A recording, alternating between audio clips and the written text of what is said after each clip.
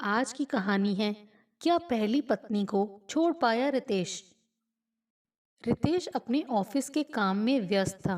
पेशे से वह एक बहुत बड़ी आर्किटेक्ट फर्म में काम करता था। सारा समय वह काम में डूबा रहता था। उम्र उसकी मात्र 32 वर्ष की ही थी, लेकिन उसके दिमाग के घोड़े जब दौड़ते थे, तब अनुभवी आर्किटेक्ट भी चारों खाने चित हो जाते थे। हमेशा शांत रहने वाला रितेश एकाकी जीवन व्यतीत कर रहा था। घर से ऑफिस और ऑफिस से घर तक ही रितेश का जीवन सीमित था। रितेश का व्यक्तित्व साधारण था। गेहुआ रंग और मध्यम कद काठी। उसका शरीर किसी को आकर्षित नहीं करता था, लेकिन उसका काम और काम के प्रति समर्पण हर किसी को आकर्षित करता था। ऑफिस के नज़दीक ही उसने रहने के लिए एक कमरा किराए पर लिया था। वह ऑफिस से पैदल आया जाया करता था। उसके पास कोई कार, स्कूटर, बाइक वगैरह कुछ भी नहीं थी। कमरे में एक बिस्तर, कुछ कपड़े, कुछ किताबों के अतिरिक्त कुछ बर्तन, जिनमें वह अपना खाना बनाया करता था। दाल, रोटी, चावल बनाना वह सब सीख गया था और इन्हीं में अपना गुजारा करता था। कभी रोटी नहीं भी बनाता था, फलाहार से काम चल जाता था। ऑफिस में रिया नई आई थी। वह भी काम के प्रति समर्पित थी। सुबह सवेरे रिया को ऑफिस में रितेश नहीं दिखा। वह एक प्रोजेक्ट पर रितेश के साथ काम कर रही थी। उसने फ़ोन किया, लेकिन रितेश ने फ़ोन नहीं उठाया। रितेश को रात में तेज बुखार हो गया था, जिस कारण वह करवटें बदलता रहा और सुबह नींद आई। तेज नींद के झोंके में फोन की घंटी उसे सुनाई नहीं दी। ऑफिस में रितेश के बॉस कमलनाथ को आश्चर्य हुआ कि बिना बताए रितेश कहाँ चला गया। उसने कोई संदेश भी नहीं छोड़ा। रितेश ऑफिस के समीप ही रहता था, इसीलिए लंच समय में टहलते हुए कमलनाथ रितेश के घर की ओर रिया के संग चल दिए। रितेश एक मकान की तीसरी मंजिल पर बने एक कमरे में रहता था। जब कमलनाथ और रिया रितेश के कमरे में पहुंचे, तब डॉक्टर रितेश का चेकअप कर रहा था। डॉक्टर ने दवाई का पर्चा लिख दिया।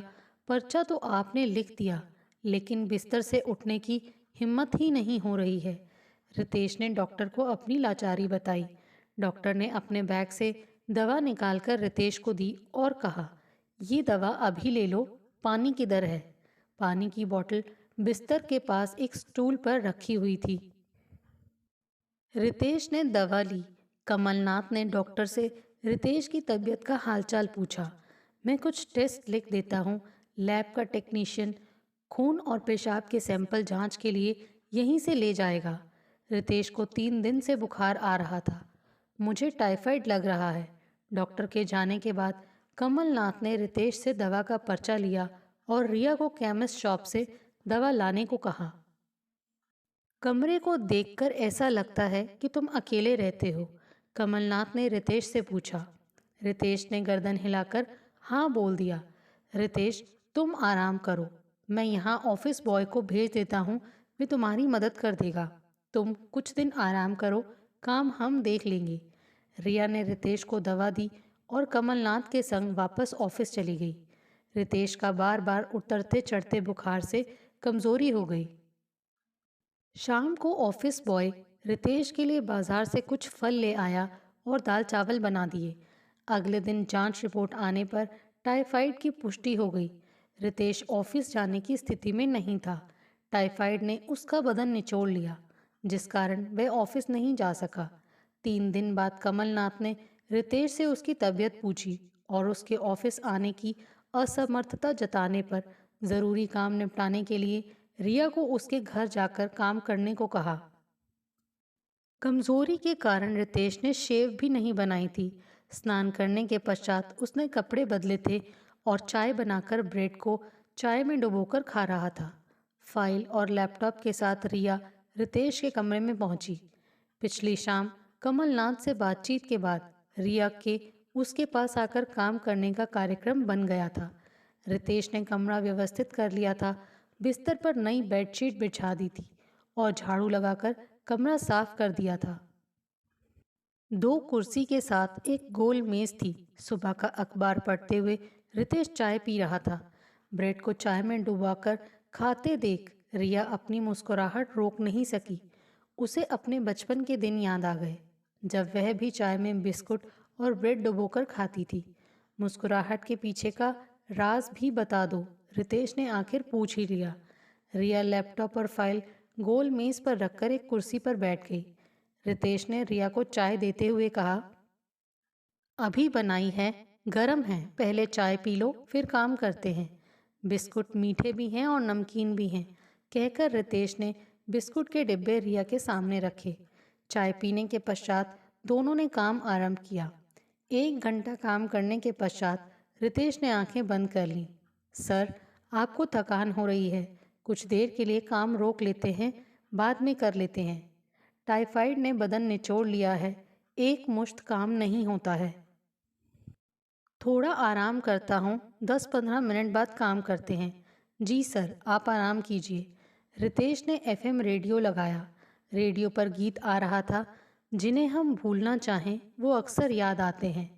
रितेश ने एफएम स्टेशन बदल दिया। वहाँ नए गीत आ रहे थे। अच्छा गाना था, जिन्हें हम भूलना चाहें वो अक्सर याद आते हैं। रिया ने रितेश से कहा, पुराना गीत है और साथ में थोड़ा उदासी वाला, शायद आपको पसंद ना आए, इसीलिए बदल दिया। सर, मुझे नए पुराने सभी गीत पसंद हैं। रिया की बात सुनकर रितेश मुस्कुरा दिया और काम फिर से शुरू कर दिया। धीमे स्वर में एफएम रेडियो बजता रहा और हर आधे घंटे बाद रितेश काम बंद कर 10 मिनट आराम करता। दोपहर के 1 बजे रिया ने रितेश से खाने के बारे में पूछा। अभी गरम कर देता हूँ, मूंग छिलके वाली दाल के साथ चावल बनाए हैं, आप भी लीजिए, रितेश ने कहा। मैं अपना टिफ़िन लाई हूँ, आप आराम कीजिए, मैं खाना गर्म कर देती हूँ। खाना खाते समय रिया ने रितेश से पारिवारिक प्रश्न पूछ ही लिया। सर, आपकी तबीयत ठीक नहीं है, अपने घर से किसी को बुला लीजिए। बूढ़े माता पिता को मैं तकलीफ़ नहीं देना चाहता हूँ, 2-4 दिन में ठीक हो जाऊँगा। बहन भाई अपने परिवार के साथ दूसरे शहर में रहते हैं, अब बुखार तो उतर ही गया है। आपके माता पिता कहाँ रहते हैं? बड़े भाई के साथ रहते हैं। आप विवाह कर लीजिए, 1 से 2 भले। रिया की बात सुनकर रितेश मुस्कुरा दिया और खाना खाने के बाद बोला, विवाह के कारण ही यहाँ अकेला रह रहा हूँ। आपकी पत्नी अलग रहती हैं? मेरा पत्नी से तलाक हो गया है। 4 साल पहले मेरा रीमा से विवाह हुआ था। मैं भी आर्किटेक्ट और रीमा भी आर्किटेक्ट। हम दोनों एक ही कंपनी में काम करते थे। उस समय हम कोलकाता में काम करते थे। विवाह के 1 महीने बाद ही रीमा अपने मायके गुवाहाटी गई और लौटकर नहीं आई। मैंने उसे बुलाया, गुवाहाटी भी कई बार लेने गया, पर वह मेरे साथ रहने को तैयार नहीं हुई। 6 महीने के प्रयास के बाद मैंने थक कर बिना किसी कारण के रीमा का परित्याग करने पर हिंदू मैरिज एक्ट के अंतर्गत तलाक ले लिया। पिछले वर्ष कोर्ट ने तलाक पर मोहर लगा दी और मैं कोलकाता छोड़कर दिल्ली आ गया। कोई कारण तो अवश्य होगा। उसने कोर्ट में भी कोई कारण नहीं बताया और तलाक हो गया। विवाह के बाद हम मुश्किल से 1 महीना साथ रहे। मुझे आज तक उसका बिना कारण छोड़कर चले जाने का रहस्य समझ नहीं आया। जब उसे रहना ही नहीं था, तब विवाह क्यों किया? खैर, अब 1 वर्ष से अकेला रह रहा हूँ। अपने गुजारे के लिए खाना बना लेता हूँ। आप जो गीत सुन रही हैं, वह मेरे हाल पर सही बैठता है। रीमा को भूलना चाहता हूँ और वो याद आ जाती है। वो तो मैं देख रही हूँ।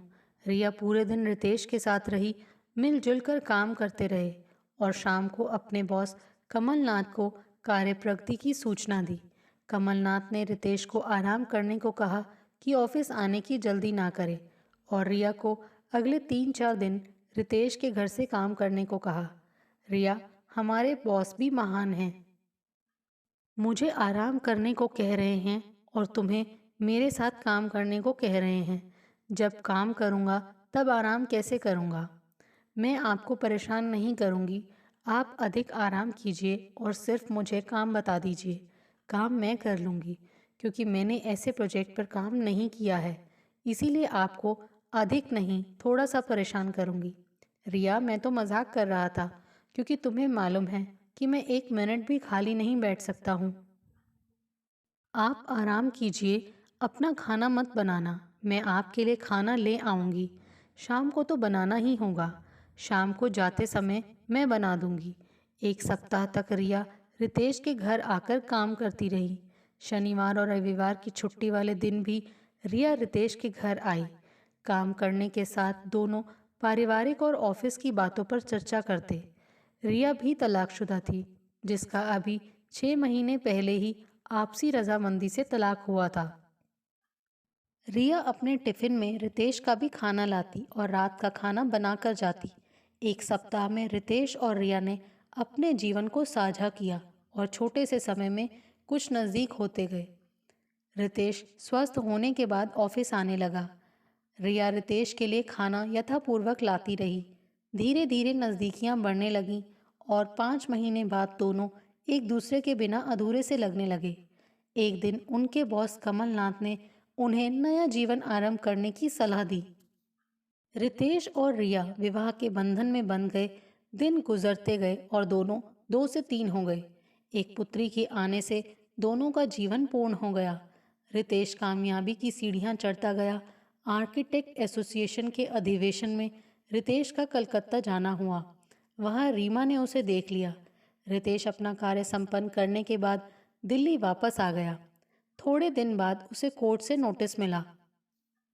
नोटिस रीमा ने दंड प्रक्रिया संहिता क्रिमिनल प्रोसीजर कोड के सेक्शन 125 के अंतर्गत गुजारा भत्ता देने के लिए था। नोटिस मिलने पर उदास रितेश से रिया ने कारण पूछा। रिया, जब तुम्हारा तलाक हुआ था तब गुजारा भत्ता के लिए कोई आदेश जारी हुआ था? रितेश, मेरा तलाक आपसी सहमति से हुआ था। हमारा लिखित अनुबंध हुआ था जिसके तहत मुझे एक मुश्त रकम मिली थी। लेकिन तुम ये क्यों पूछ रहे हो? रीमा ने गुजारा भत्ता के लिए कोर्ट में केस किया है। रितेश ने कोर्ट के नोटिस को रिया के आगे किया। जब तुम्हारा तलाक हुआ था तब गुजारा भत्ता नहीं मांगा था। रिया, ये नोटिस मुझे इसीलिए हैरान कर रहा है कि तलाक के केस के दौरान रीमा ने कोई प्रतिरोध नहीं किया था। शादी के 1 महीने के बाद बिना कारण वो मुझे छोड़ गई थी। इसी कारण पर तलाक हो गया था और उसने गुजारा भत्ता के लिए कोई जिक्र ही नहीं किया था। अब क्या होगा? कोर्ट का नोटिस है, वकील से बात करनी होगी। कोलकाता कोर्ट में तलाक हुआ था, वहीं कोर्ट में केस किया है। अब सारी कार्यवाही कोलकाता में होगी। दिल्ली में रहने वाला कोलकाता कोर्ट के चक्कर काटेगा। मुसीबत ही मुसीबत है। काम का हर्ज भी होगा, कोलकाता आने जाने का खर्चा, वकील की फीस के साथ दिमाग 24 घंटे खराब और परेशान रहेगा, कहकर रितेश गहरी सोच में डूब गया। तुम चिंता मत करो, अब जो मुसीबत आ गई है उसका मुकाबला मिलकर करेंगे। आप वकील से बात करो, अधिक चिंता मत करो। रिया को अपने साथ कंधे से कंधा मिलाकर खड़ा देख रितेश में हिम्मत आ गई और कोलकाता में उस वकील से बात की जिसने उसका तलाक का केस लड़ा था। वकील बनर्जी बाबू ने रितेश को कोलकाता आकर एक बार मिलने को कहा ताकि केस की पैरवी की जा सके। रितेश के साथ रिया भी कोलकाता में वकील बनर्जी से मिली। वकील बनर्जी तलाक की पुरानी फाइल देखकर कहता है कि आपका तलाक परित्याग के कारण हुआ था। रीमा ने बिना कारण आपका परित्याग किया है। गुजारा भत्ता क्रिमिनल प्रोसीजर कोड के सेक्शन 125 के अंदर मिलता है। उसने देरी से केस फाइल किया है जिसका हम विरोध करेंगे और दूसरी आपत्ति हमारी सेक्शन 125(4) के अंतर्गत करेंगे कि रीमा ने बिना किसी कारण आपका परित्याग किया और आपके साथ रहने से इनकार किया था। इन्हीं वजहों से तलाक मिला था और आपका गुजारा भत्ता देना नहीं बनता है। आप केस जीतेंगे, आप बेफिक्र रहें। रिया ने अपने तलाक का जिक्र किया। तब वकील बनर्जी ने समझाया कि सेक्शन 125 के तहत आपसी रजामंदी से हुए तलाक में समझौते के अंतर्गत गुजारा भत्ता नहीं बनता है, क्योंकि ऐसे केस में एक मुश्त राशि पर समझौता होता है। रितेश कोर्ट की तारीख पर कोलकाता आया। रीमा से आमना सामना हुआ। रितेश ने कहा, रीमा, तुमने बिना किसी कारण के मेरा परित्याग किया था, जिस कारण हमारा तलाक हुआ, और अब तुम गुजारा भत्ता मांग रही हो जो तुम्हारा हक भी नहीं है और मिलेगा भी नहीं। रितेश, ये तो मेरा हक है। पहले नहीं मांगा, अब मांग लिया। ये तो देना ही होगा तुम्हें। जब शादी से भाग गई तब हक नहीं बनता है। कानून महिलाओं को सुरक्षा प्रदान करता है। तुम मेरा हक नहीं छीन सकते हो। अपने मन से पूछो, जब वैवाहिक जीवन का कोई दायित्व नहीं निभाया, तुम भाग खड़ी हुई। इसको भगोड़ा कहते हैं। कोर्ट भगोड़ों से कोई सहानुभूति नहीं रखती है। तुम अपना केस वापस ले लो। मैंने केस वापस लेने के लिए नहीं किया है, गुजारा भत्ता लेने के लिए किया है। क्या तुमने शादी गुजारा भत्ता लेने के लिए की थी? बिल्कुल यही समझो। तुम भारतीय स्त्री के नाम पर एक कलंक हो।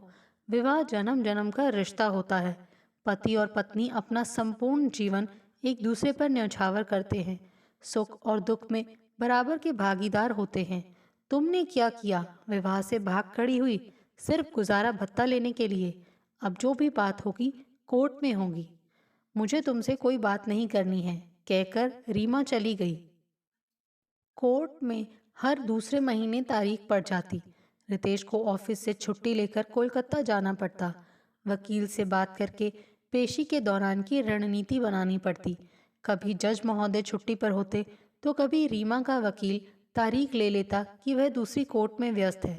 कभी उसका वकील तारीख लेता और कभी वकीलों की हड़ताल के कारण तारीख मिल जाती। एक बार जज का तबादला हो गया और नए जज ने तारीख दे दी। तारीख पर तारीख के बीच कभी कभार 2-4 मिनट की सुनवाई हो जाती। रितेश कोर्ट के पचड़ों से परेशान था, लेकिन कोई रास्ता नहीं निकल पा रहा था। आखिर 3 वर्ष बाद कोर्ट का फैसला आया। रीमा की ओर से तर्क दिया गया कि सेक्शन 125 के अंतर्गत तलाक के बाद पत्नी को गुजारा भत्ता का हक है, क्योंकि उसने दूसरा विवाह नहीं किया। जबकि रितेश की ओर से तर्क दिया गया क्योंकि रीमा स्वयं विवाह के 1 महीने बाद भाग गई थी और कई प्रयासों के बावजूद रितेश के संग नहीं रही और रीमा ने रितेश का परित्याग कर दिया और इसी कारण हिंदू मैरिज एक्ट के अंतर्गत तलाक हुआ और सेक्शन 125(4) के अंतर्गत रीमा जानबूझकर रितेश के साथ नहीं रही, इसीलिए वह गुजारा भत्ता की हकदार नहीं है। कोर्ट ने रितेश के पक्ष में फैसला दिया। रितेश प्रसन्न हो गया, लेकिन रीमा ने कोर्ट से बाहर आते ही रितेश को हाई कोर्ट में मिलने की चेतावनी दे दी। रीमा ने हाई कोर्ट में अपील दायर की। अगले 3 वर्ष कोलकाता हाई कोर्ट के चक्कर काटने में लग गए। हाई कोर्ट ने रीमा के पक्ष में फैसला सुनाया। हाई कोर्ट ने रीमा के पक्ष में फैसला इस आधार पर दिया कि रीमा का रितेश के साथ तलाक हो गया है, उसने दोबारा विवाह नहीं किया। सेक्शन 125 के तहत रीमा गुजारा भत्ता की हकदार है। हाई कोर्ट के फैसले से रितेश मायूस हो गया कि उसे किस जुर्म की सजा मिल रही है।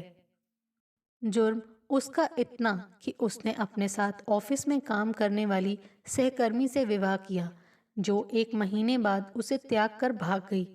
गलती पत्नी की और गुजारा भत्ता दे पति। ये कहाँ का इंसाफ है? रिया ने रितेश का हौसला बढ़ाते हुए सुप्रीम कोर्ट में अपील करने की सलाह दी। रिया, आज 6 वर्ष हो गए हैं मुकदमा लड़ते हुए। हिम्मत टूट गई है अब। बिना कसूर के सजा काट रहा हूं मैं। रितेश, हमारे देश और समाज की ये बहुत बड़ी विडंबना है कि बेकसूर सजा भुगतता है और कसूरवार मज़े करते हैं। सेक्शन 125 एक भले काम के लिए बनाया गया है, लेकिन इसका दुरुपयोग रीमा जैसी औरतें करती हैं, जो भले पुरुष से विवाह करके छोड़ देती हैं और पुरुषों को जीवन भर बिना किसी कारण के दंड भुगतना पड़ता है। रितेश ने सुप्रीम कोर्ट में अपील दायर की। सुप्रीम कोर्ट में अपील का फैसला 3 वर्ष बाद आया। सुप्रीम कोर्ट ने रितेश की दलील को अस्वीकार कर दिया कि रीमा ने दूसरी शादी नहीं की, इसीलिए रीमा गुजारा भत्ता की हकदार है। विवाह के बाद रीमा ने रितेश का परित्याग किया, जिस कारण हिंदू मैरिज एक्ट के अंतर्गत तलाक हो गया। सेक्शन 125 में तलाक के बाद गुजारा भत्ता है। तलाक के बाद रीमा और रितेश स्वाभाविक रूप से अलग रहेंगे। ये अलग रहना ही गुजारा भत्ता दिलाता है। रितेश की इस दलील को सुप्रीम कोर्ट ने ठुकरा दिया। ये किसका परित्याग है? रीमा ने जानबूझकर बिना कारण के रितेश का परित्याग किया और इस परित्याग के कारण रीमा को गुजारा भत्ता नहीं मिलना चाहिए। रीमा पढ़ी लिखी आर्किटेक्ट है, वो स्वयं अपने पैरों पर खड़ी हो सकती है। लेकिन रीमा ने स्वयं को बेरोजगार बताया। रीमा ने दोबारा विवाह नहीं किया और बेरोजगार की बात मानते हुए रीमा के हक में फैसला किया। 10 वर्ष की लंबी कानूनी लड़ाई में चंद सिक्कों की जीत से रीमा को क्या मिला, ये रितेश और रिया नहीं समझ सके। ऐसी स्त्रियों को गुजारा भत्ता का कानून भी बेसिर पैर का लगा, लेकिन उनके हाथ सुप्रीम कोर्ट के फैसले से बंधे हुए थे। आखिर कानून को अंधा क्यों बनाया हुआ है? अबला नारी को संरक्षण मिलना चाहिए, लेकिन अबला पुरुष को सबला नारी से भी बचाना चाहिए। कानून को किताब से निकालकर व्यवहारिक निर्णय लेने चाहिए। रितेश और रिया जवाब ढूंढने में नाकामयाब हैं। उनके हाथ 10 वर्ष की लंबी लड़ाई के बाद सिर्फ निराशा ही मिली। सच झूठ के आवरण में छिपकर अपना स्वरूप खो बैठा। दोस्तों, आपको हमारी ये कहानी कैसे लगी? प्लीज़ कमेंट्स करके बताइए। Thanks for watching this video.